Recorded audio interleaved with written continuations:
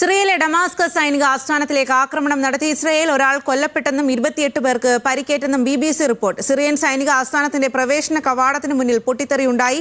Presidential കൊട്ടാരത്തിന് സമീപവും സ്ഫോടനം നടന്നു. ആക്രമണ വിവരം IDF-ഉം സ്ഥിരീകരിച്ചു.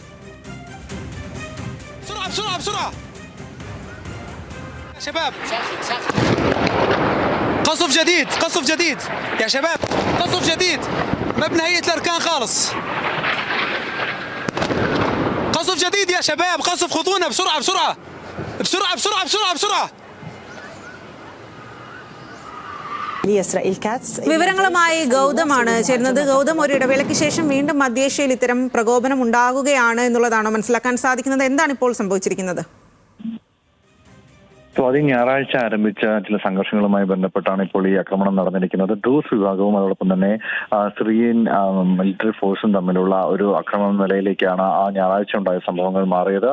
നേരത്തെ തന്നെ ഡ്രൂസ് വിഭാഗവും അതോടൊപ്പം തന്നെ ബൗദ്ദീൻ വിഭാഗവും തമ്മിൽ സംഘർഷങ്ങൾ നിലനിന്നിരുന്നു. ഇത് അൽബഷറിന്റെ വീഴ്ചയ്ക്ക് ശേഷം ആരംഭിച്ചത് എന്ന് കരുതപ്പെടുന്ന ഈ സംഘർഷത്തിലാണ് ഇപ്പോൾ സിറിയയിലേക്ക് നേരിട്ടുള്ള ഒരു ആക്രമണം എന്ന നിലയിലേക്ക് ഇസ്രായേൽ കാര്യങ്ങൾ മാറ്റിയിരിക്കുന്നത്. അതിൽ ഇസ്രായേൽ നൽകുന്ന വിശദീകരണം അല്ലെങ്കിൽ അതിൽ നൽകുന്ന സ്ഥിരീകരണത്തിൽ ദ്രൂസ് വിഭാഗത്തെ സംരക്ഷിക്കുന്നതിന് വേണ്ടി തങ്ങൾ ഇടപെടുകയാണ് എന്നുള്ളൊരു അവകാശവാദം അല്ലെങ്കിൽ ഒരു ന്യായീകരണത്തോടു കൂടിയാണ് ഇസ്രായേൽ ഇപ്പോൾ ഈ ആക്രമണം നടത്തിയതായി സ്ഥിരീകരിച്ചിരിക്കുന്നത്. സിറിയയുടെ പ്രധാനപ്പെട്ട സൈനിക കേന്ദ്രങ്ങൾക്ക് സമീപവും അതോടൊപ്പം തന്നെ ഭരണസിരാ കേന്ദ്രങ്ങൾക്ക് സമീപവും സ്ഫോടനം നടന്നതായിട്ടാണ് അന്താരാഷ്ട്ര മാധ്യമങ്ങൾ റിപ്പോർട്ട് ചെയ്യുന്നത്.